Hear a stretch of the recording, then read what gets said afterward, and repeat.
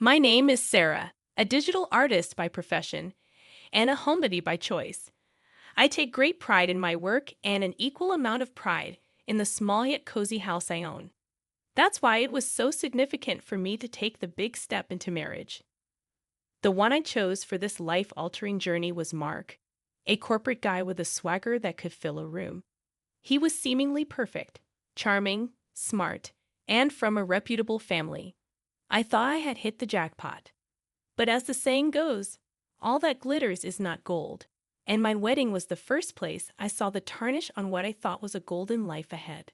From the get-go, planning the wedding felt like a struggle for control between me and my soon-to-be mother-in-law, Alice. She was a traditionally minded woman with a propensity for passive-aggressive remarks. She insisted on a lavish, old-fashioned wedding, drowning me in a sea of flower arrangements, table settings, and uncomfortable family traditions. On the day of the wedding, my anxiety was through the roof. I had managed to maintain a cheerful facade, but deep down, I knew something was off. Mark seemed distant, almost like he was a spectator at his own wedding. But what really broke me was Alice's behavior. As I stepped out of the car in my carefully chosen wedding dress, I could feel Alice's eyes on me, scanning me from head to toe. She sauntered over, and in a tone icy enough to give anyone chills, said, "Oh, Sarah, what an ugly shade of white your dress is. It hardly does anything for your complexion." I felt my face flush. It took every ounce of restraint. I had to keep a smile plastered on my face. I glanced over at Mark, expecting him to intervene, but he remained silent, staring off into the distance. "Mom, let's just get through the day," he finally said in a tone so dismissive it felt like a slap in the face. Inside, the tension only escalated. Alice seemed determined to find fault with everything, from the music to the food. At one point, she took it upon herself to lecture my little sister on her table manners, a 12-year-old who was already nervous about the big day. "Alice, she's just a child," I intervened, trying to keep my voice steady. "Discipline starts young," she retorted, eyeing me as if I were the one in need of discipline. During the toast, Alice barely masked her disdain. She stood up, glass in hand, and said, "To Sarah and Mark, may you have a life filled with as much joy as this wonderful day." Her eyes met mine, and I knew wonderful was the furthest thing from her mind. Again, I looked to Mark for support. He raised his glass, but said nothing, his eyes avoiding mine, as if the love we professed was a lie we both chose to live. That's when it hit me.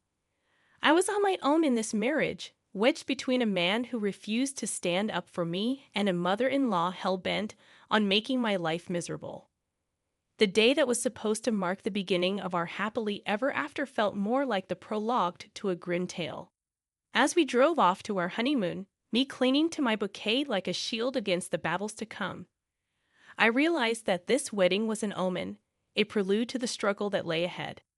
Mark was physically beside me, but in every way that mattered, I was horribly, dreadfully alone. That's how our marriage started, with the sinister undertones of a wedding that wasn't really a wedding but a theater of pretense. Little did I know that this was just the beginning and worse was yet to come.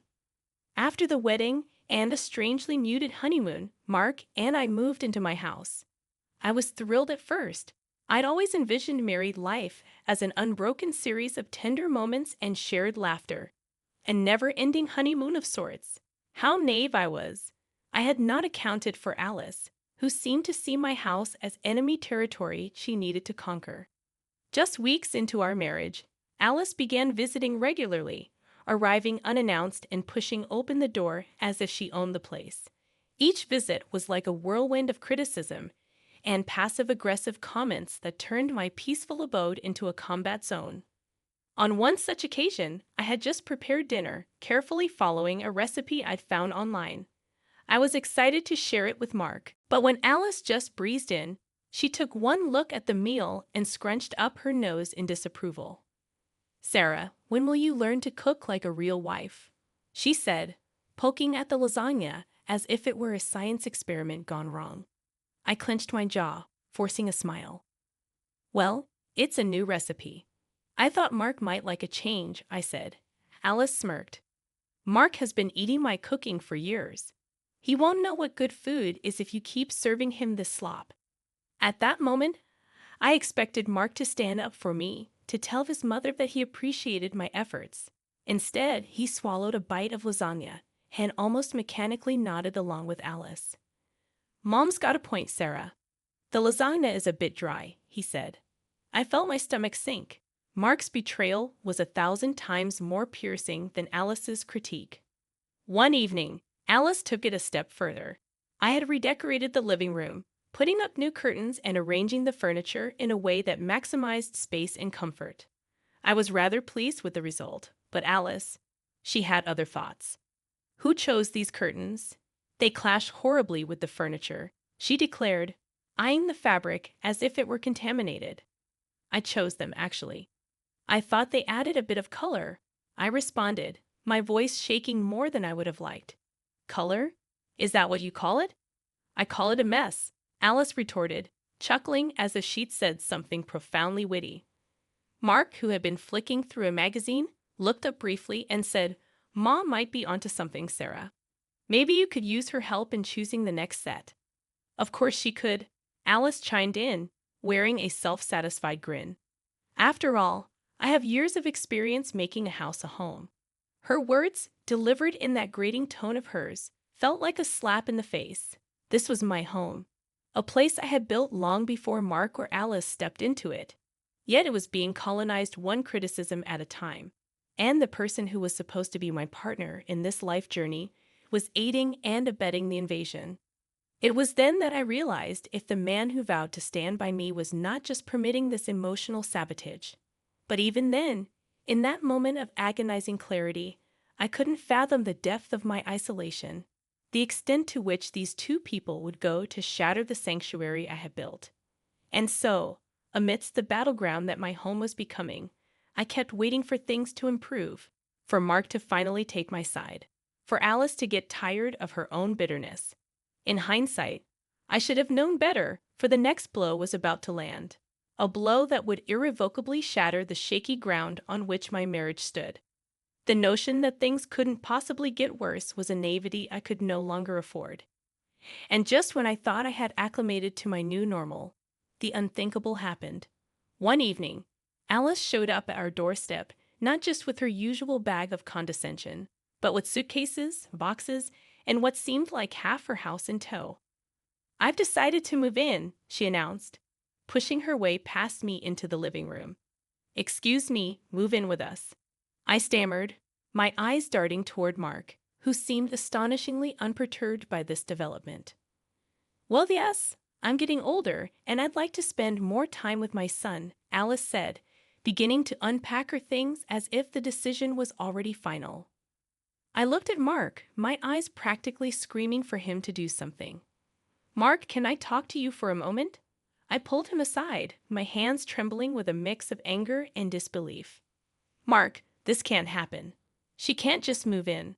Our marriage is already strained, and her being here will make it impossible to mend anything, I whispered urgently. Mark sighed. Look, she's my mom, Sarah. She needs to be closer to her family now. We have to adjust. Adjust? I've been adjusting since day one, Mark. When will you adjust for me? When will you stand up for us? For our home, our marriage? The words poured out of me like a dam breaking. Mark looked away, avoiding my gaze. She's already here, Sarah. It would be rude to ask her to leave now. So there it was. Alice moved in, and with her came a nightmare I had not dared to imagine. Every day was a new battle. She criticized the way I arranged the furniture, how I did the laundry, even how I breathed. And each time Mark stood silently by, his apathy condoning her abusive behavior. But it wasn't just the daily nitpicking and criticisms that wore me down. It was the evident joy she took in making me miserable. One day, while cleaning the house, I discovered a bag of prescription medications hidden away in the kitchen cupboard. Pills for anxiety, depression, sleep disorders, the works. When I confronted her about it, she exploded. Who do you think you are snooping around my things? You are nothing, a guest in my son's life, and you have no business in my private affairs, she shrieked. A guest in my own house? The audacity was astonishing. But what was even more astonishing was that Mark, who had overheard the entire conversation, chose that moment to speak up, not in my defense, but in hers. Sarah, if my mom says they're private, then they're private. Stay out of it, he admonished, once again picking the wrong side of a very clear moral divide. It was a betrayal too great to comprehend fully, and I found myself unable to react. That's when it dawned on me. Alice wasn't just a hostile mother-in-law. She was a predator, systematically breaking down my defenses and claiming my life as her territory. And Mark, he wasn't aloof or indifferent. He was complicit, actively or passively aiding her in the destruction of our marriage. In that moment, as I looked at Alice's triumphant smirk and Mark's avoiding eyes, I made a decision. I wouldn't just be a spectator in this tragedy. I would take control of my life, even if it meant breaking away from the people who were supposed to be my family. But as it turned out, fate had another curveball to throw my way, one that would finally compel me to act, to bring an end to this farce that my life had become. In the weeks following Alice's uninvited occupation of my home, my life devolved into a living nightmare. The constant surveillance, the petty criticisms, and the ever-looming shadow of my mother-in-law made each day an exercise in emotional survival. Her reign of terror expanded from mere commentary on my cooking and decorating to include personal jabs about my looks, my intelligence, and even my worthiness as a spouse. One evening, as we all sat in the living room, Alice began picking at another one of my failures. This time, it was my career, or according to her, my lack of one. You know, a good wife would contribute more than just bad cooking to her family. A job wouldn't hurt, you know. Not that you'd be qualified for anything worthwhile, she sneered. Though her words were like daggers, I couldn't let her see me bleed. I have a job, Alice, I retorted, and my income is just as crucial to this household as Mark's is. Is that so? She raised an eyebrow. Then why are we living in your shabby little house rather than a home that reflects the dignity of my son? Before I could muster a response, Mark, who had been engrossed in his phone, chimed in. Mom's got a point, Sarah. You could be doing more. We could be doing better. It felt like a sucker punch. Each syllable was a betrayal, each word a new crack in the already fragile foundation of our marriage. As I struggled to hold back tears, Mark got up, patting his mother on the back as he left the room, leaving me alone with the she-wolf who had infiltrated my life. With Mark gone, Alice leaned closer and whispered, "You see, he'll always be my son. You're just the girl he settled for." I turned away, my body trembling with a cocktail of fury and humiliation. My eyes fell on our wedding photo, a staged moment of Fox happiness. How had I ended up here? When had my love story turned into a grotesque theater of cruelty? The nightmare escalated when one day I found something alarming while cleaning the kitchen, a small packet of unidentified pills stashed behind the spice jars. My mind raced through the possibilities. When I confronted Alice about it, her reaction was nothing short of explosive. "How dare you invade my privacy, you insolent child? It's none of your business," she roared, her face red with fury. For the first time, I didn't hold back. "This is my house, Alice, and what you're doing is illegal. This affects me too." Just then, Mark entered the room, visibly annoyed. "What's going on here?" "Ask your wife. She's turned into a detective, snooping through other people's stuff." Alice spat, throwing me a venomous look. Mark turned to me, his voice icy. "Sarah, why can't you just let things be? Why are you causing problems?" That's when it hit me. There was no team in this marriage. Mark wasn't just failing to protect me. He was actively siding with the enemy. I felt like a stranger in my own home, suffocating under the weight of their combined disdain. But little did they know, their actions were only steeling my resolve. I would not be cowed. I would not let them break me. I would survive this nightmare and emerge stronger. And as events soon unfolded, I would get an unexpected opportunity to turn the tables, to finally reclaim my life and self-respect from the clutches of this unholy alliance. Mark's friend Jake was throwing a party, and despite my reservations about appearing in public as the happy couple, I was practically forced to attend. Maybe part of me also wanted a brief respite, a night off from the persistent nightmare that my home had become.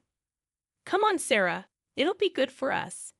We need a break," Mark insisted, his words more an instruction than a request. We arrived at Jake's lavish house, and for the first half-hour or so, everything seemed normal. People laughed, glasses clinked, and music filled the air. But as the night wore on, I realized Mark was increasingly distant. He mingled, but more with others than with me, and when I did catch his eye, he seemed almost irritated by my presence. Then Mark vanished. One moment he was there, and the next he was gone. After searching unsuccessfully among the guests, I started to check the less populated areas of the house. That's when I heard it.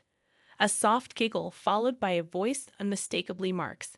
My heart sank even before I reached the door from which the sounds emanated. Taking a deep breath to brace myself for whatever lay beyond, I'd opened the door. There he was, Mark, entangled with another woman, neither of them noticing my entrance. For what felt like an eternity. When they finally did, the look on his face wasn't one of guilt or regret. It was annoyance. "Sarah, what the hell? Haven't you heard of knocking?" Mark snapped, as if I was the one in the wrong. "Knocking? Are you serious? What are you doing, Mark?" My voice trembled, not with sadness, but with fiery rage. "Just catching up with an old friend," he replied, a smirk replacing his initial annoyance. The room spun around me. Catching up? Is that what we're calling it now? I couldn't contain my contempt. His face turned red, a mixture of embarrassment and fury. "You're making a scene. Let's talk about this at home," he said. But I was done talking. I was done with the humiliation, the abuse, and the blatant disrespect. I stormed out, my entire body shaking. Mark didn't follow me. He didn't even call out as I left. I went home alone, my mind racing but surprisingly clear. A line had been crossed, a boundary irrevocably broken. The next morning, Mark sauntered into the house as if nothing had happened. It was then that Alice, ever the opportunist, decided to intervene. "I heard about last night," she began, her voice dripping with Fox concern. "You should know better than to embarrass yourself and my son like that." That was the last straw. "Embarrass me? You have the audacity to talk to me about embarrassment after everything you and your son have done." My voice rose, each word fueled by months of pent-up anger and frustration. Alice reached for her phone. "If you don't calm down, I'll call the police." "Go ahead," I said, locking eyes with her as I dialed my own number into the phone. "They might be interested in the package in the kitchen cupboard." Mark looked puzzled, then alarmed. But before he could say anything, the doorbell rang. As I opened the door to the police officers, I felt a strange calm wash over me. It was as if all the chaos, all the pain, had crystallized into this singular moment of clarity. It was time for my nightmare to end and for theirs to begin. The police officers were puzzled but professional. "We received a call about a domestic disturbance," one of them inquired. "Yes, and while you're here, I think you should check our kitchen cupboard. I found something that you might find interesting," I responded, meeting Alice's eyes as I spoke. Her face went ashen, and for the first time, I saw the flicker of fear replace her habitual sneer. "What is she talking about, Mom?" Mark looked from me to his mother, his confusion giving way to panic. "Mind showing us what you're referring to, ma'am?" The officer's gaze was stern but curious as I led them to the kitchen and pointed to the cupboard. Mark's voice wavered in a desperate tone. "Mom, what did you do?" The officers found the packet of pills and immediately turned to Alice. "Ma'am, you'll need to come with us." "But those aren't mine," Alice stammered, her voice quivering with disbelief. "That can be sorted out later. For now, you are under arrest," the officer replied, cuffing her as she shot me a look of raw, impotent rage. After the police had taken Alice away, I turned to Mark, who seemed on the verge of a breakdown. Is this what you wanted, Sarah? To destroy this family? Destroy this family? I echoed incredulously. Mark, you and your mother destroyed this family long before today. You cheated on me, belittled me, allowed your mother to abuse me in my own home. The destruction was your doing, not mine. He looked at me, his eyes narrowing. So what now? Divorce? Is that what you want? For the first time, Mark, it's not about what you or your mother want. It's about what I deserve. And yes, I deserve better than this farce of a marriage. Within weeks, the divorce proceedings were underway. I couldn't say it was a pleasant experience, but it was necessary. The trial that followed was the reckoning for both Mark and Alice. My soon-to-be ex-husband was exposed for the spineless enabler he was, while his mother received a 5-year prison sentence for possession of illegal substances. As I sat in the courtroom, watching Alice being led away, a wave of mixed emotions washed over me. Victory, certainly, but also a profound sadness for what could have, should have been a loving family. Mark caught my eye and looked away, unable to hold my gaze. The man I had married was a stranger, one I was finally free from. I walked out of the courtroom, my heels clicking on the marble floor like the ticking of a clock. Each step took me further away from the nightmare my life had become. As I stepped into the sunlight, I realized that this was not just an ending but also a new beginning. The years that followed were about rediscovery and healing, and though the scars remained, they served as a constant reminder of my own strength, resilience, and self-worth. The nightmare was over, but the lessons it taught me would last a lifetime. I had faced the worst and survived, emerging not as a victim, but as a woman who would never again settle for anything less than what she deserved.